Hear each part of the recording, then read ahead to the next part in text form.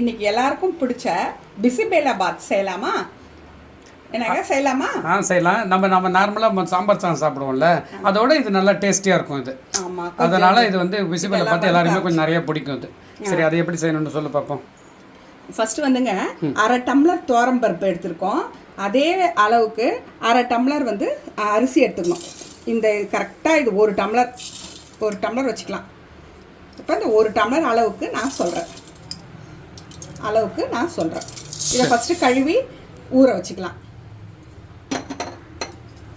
Friends, இப்போ நான் அதை ஊற வச்சுட்டேன். அரிசியும் பருப்பும் சேர்த்து கழுவி ஊற வச்சாச்சு.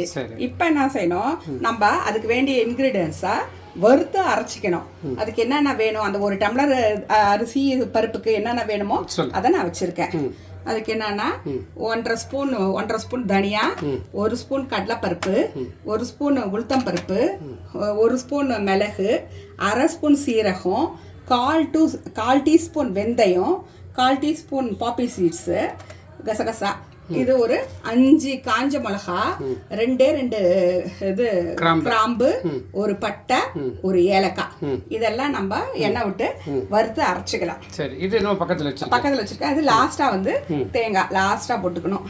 அது வறுத்ததுக்கு அப்புறம் அதை லாஸ்டா போட்டுக்கணும். கொஞ்சம் கருவேப்பிலை கூட போட்டுக்கலாம். இதெல்லாம் வந்து வறுக்க வேண்டியது, வறுத்து பொடி பண்ண வேண்டியது. வறுத்து பொடி பண்ண வேண்டியது. ஃபர்ஸ்ட் நம்ம அது இந்த சைடுல பாருங்க, இந்த வர கோலி குண்டு அளவு புளியை நான் ஊற வச்சிருக்கேன் ஹாட் வாட்டர்ல. புளி தண்ணி சாம்பாருக்கு வேண்டியது. சரியா? இப்போ நம்ம என்ன பண்ணலாம்னு பார்க்கலாம் வாங்க. இதெல்லாம் நம்ம வறுத்துக்க போகிறோம். ஃபஸ்ட்டு கடலைப்பருப்பு போட்டுக்குங்க. இப்போ வறுத்துட்டு இருக்கும் போதே உளுத்தம்பருப்பும்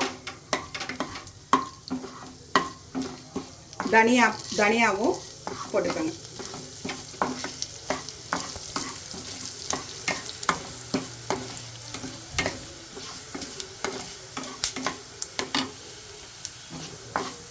காஞ்ச மிளகா,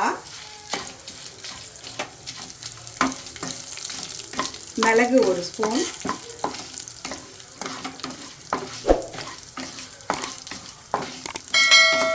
சீரகம், வெந்தயம், கசகசா,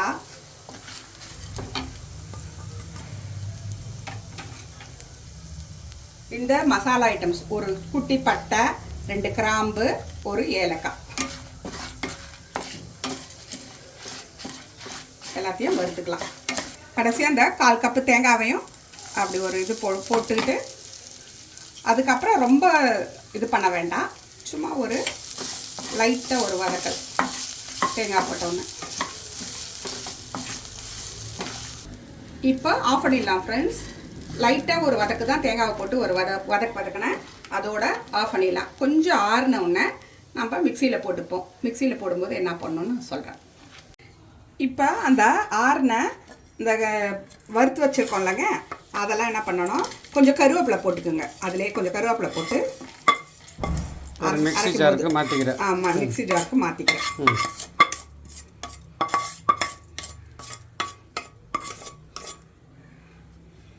இப்போ பாருங்கள், சும்மா ஒரு குட்டி வெல்லம், இந்த அளவு வெல்லம் போதும்.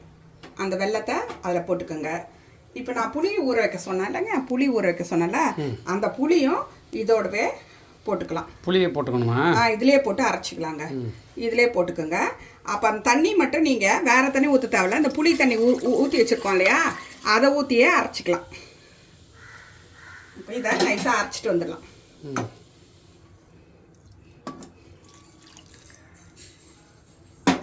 விட்டுக்கோங்க. இப்போ அதை வந்து அரைச்சிட்டு எடுத்துகிட்டு வந்தாச்சுல்ல? அரைச்சிட்டு வந்துட்டாங்க. இப்போ அதுக்கப்புறமா இப்போ குக்கர் வச்சு 1 ஸ்பூன் கீ விட்டு கொஞ்சம் எண்ணெய் விட்டுக்கோங்க.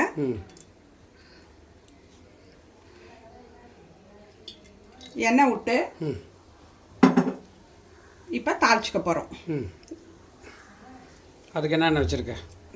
கடுகு 1 ஸ்பூன் வச்சுருக்கேங்க. அப்புறம் பே லீஃப் 1 வச்சுருக்கேன். இது ரெண்டுத்தையும் தாளிச்சிக்கணும். பிரிஞ்சி இலை தானே? பிரிஞ்சி இலை.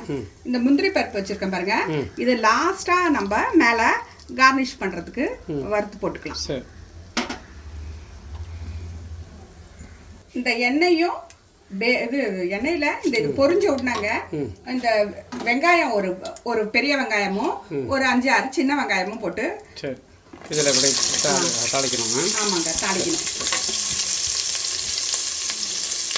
ஒரு பெரிய வெங்காயமும் ஒரு 4-5 சின்ன வெங்காயமும் போட்டு அரிஞ்சு வச்சுருக்கேன். வதக்குறேங்க.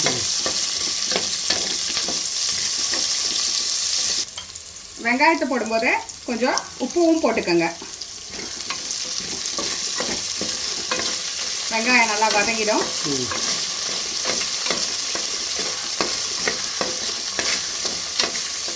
நல்லா வெங்காயம் வதங்கின உடனே இந்த விழுது அரைச்சி வச்சிருக்கோம் இல்லையா, பேஸ்ட்டு அதை நம்ம இதில் போட்டுக்கலாம்.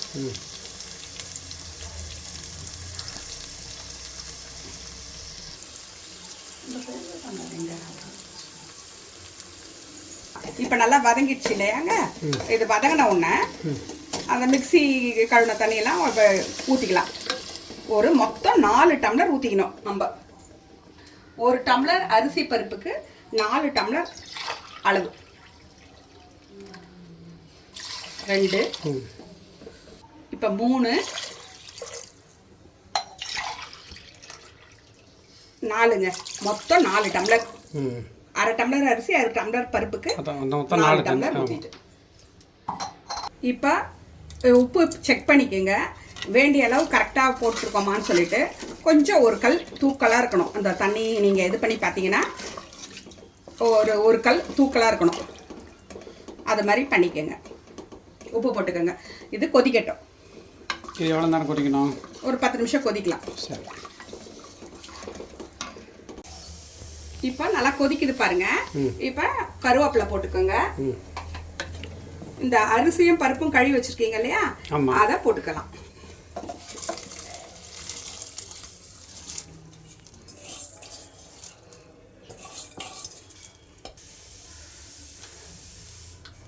இப்போ ஒரு 1/2 ஸ்பூன் நெய் போட்டு 1 ஸ்பூன் நெய்யை போட்டு மூடி வச்சிருங்க.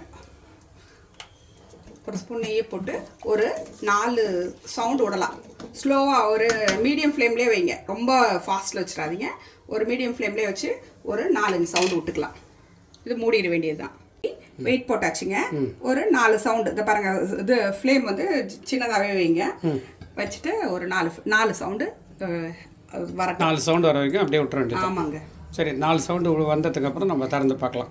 ஓகேவா? ஓகே. சரி, 4 சவுண்டு விட்டேன்லங்க.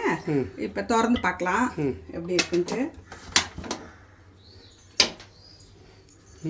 சூப்பராக அப்படியே உதிரி அப்படியே இருக்குது. செம்மையாக இருக்குல்ல? நல்லா குழச்சி விடணும். நல்லா குழச்சி விடு.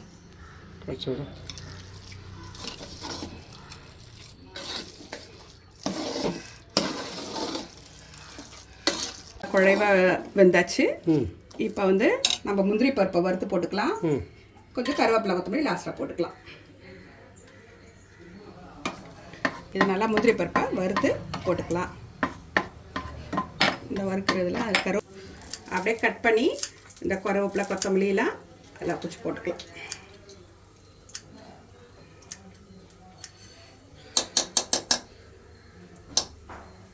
டேஸ்டியான பிசி பேலாபாத் ரெடி. முந்திரி பருப்பு வறுத்து போட்டியா? ஈஸியாக செஞ்சிடலாம். ஒரு 10 மினிட்ஸில் நம்ம செஞ்சு முடிச்சிடலாம். இது பிசி பேலாபாத் இப்போ பாருங்கள் ரெடி ஆகிடுச்சு. சூப்பராக இருக்குது. இதுக்கு மேலே இந்த காரப்பொந்தியை வந்து கொஞ்சம் போட்டுக்கிட்டு அப்படியே எடுத்து சாப்பிட்லாம். மேலேயும் அப்படியே நெய்யை அப்படியே போட்டுக்கிட்டு சாப்பிட்டீங்கன்னு வச்சிங்களேன், சூப்பராக இருக்கும். இதை செஞ்சு பாருங்கள். எப்படி இருக்குன்னு சொல்லிட்டு கமெண்ட் பண்ணுங்கள். இந்த வீடியோ பிடிச்சிருந்ததுன்னா லைக் பண்ணுங்கள், சப்ஸ்கிரைப் பண்ணுங்கள். இன்னொரு வீடியோவில் சந்திக்கலாம். அதுவரை பாய்.